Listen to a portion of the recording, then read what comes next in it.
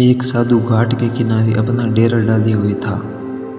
वहाँ वह धुनी रमाकर दिन भर बैठा रहता और बीच बीच में ऊंची आवाज़ में चिल्लाता, जो चाहोगे सो पाओगे। उस रास्ते से गुजरने वाले लोग उसे पागल समझते थे।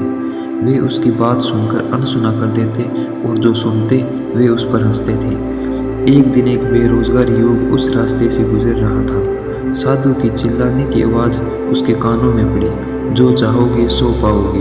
ये वाक्य सुनकर वह युवक साधु के पास आ गया और उससे पूछने लगा, बाबा आप बहुत देर से जो चाहोगे सो पाओगे चिल्ला रहे हो, क्या आप सच में मुझे वो दे सकते हो जो मैं पाना चाहता हूँ? साधु बोला, हाँ बेटा, लेकिन पहले तुम ये बताओ कि तुम क्या पाना चाहते हो।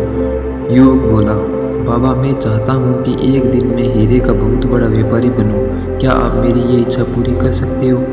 बिल्कुल बेटा, मैं तुम्हें एक हीरा और एक मोती देता हूँ, उससे तुम जितने चाहे हीरे मोती बना देना। साधु बोला। साधु की बात सुनकर युवक की आंखों में आशा की ज्योति चमक उठी। फिर साधु ने उसे अपनी दोनों हथेलियों को आगे बढ़ाने को कहा। युवक ने अपनी हथेलियां साधु के सामने कर दी। साधु ने पहले उसकी एक हथेली पर अपना हाथ रखा और बोला, बेटा ये दुनिया का सबसे अनमोल हीरा है, इसे सम्य कहते हैं। इसे जोर से अपनी मुट्ठी में जकड़ लो, इसके द्वारा तुम जितने चाहे उतने हीरे बना सकते हो। इसे कभी अपने हाथों से निकलने मत देना।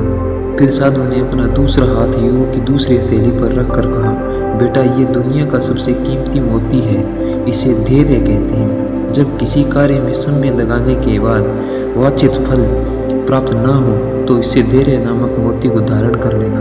यदि यह मोती तुम्हारे पास है तो तुम दुनिया में जो चाहो वो हासिल कर सकते हो। युवक ने ध्यान से साधु की बात सुनी और धन्यवाद कहकर वहाँ से चल पड़ा।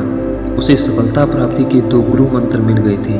उसने निश्चय किया कि वह कभी अपना समय व्यर्थ नहीं गवाएगा और सदा धैर्य से काम लेगा। कुछ समय बाद उसने हीरे के एक बहुत बड़े व्यापारी के यहाँ काम करना प्रारंभ किया। कुछ वर्षों तक दिल लगाकर व्यवसाय का हर गुर सीखता रहा और एक दिन अपनी मेहनत और लगन से अपना सपना साकार करते हुए हीरे का बहुत बड़ा व्यापारी बन गया। इससे हमें यह सीख मिलती है, लक्ष्य प्राप्ति के लिए सदा समय और धैर्य नाम के हीरे मोती अपने साथ रखें। अपना समय कभी व्यर्थ ना जाने दें और कठिन समय में धैर्य का दामन ना छोड़ें, सफलता अवश्य प्राप्त होगी। ऐसी और स्टोरी सुनने के लिए हमारे पेज को प्लीज़ लाइक सब्सक्राइब जरूर करें। से धन्यवाद।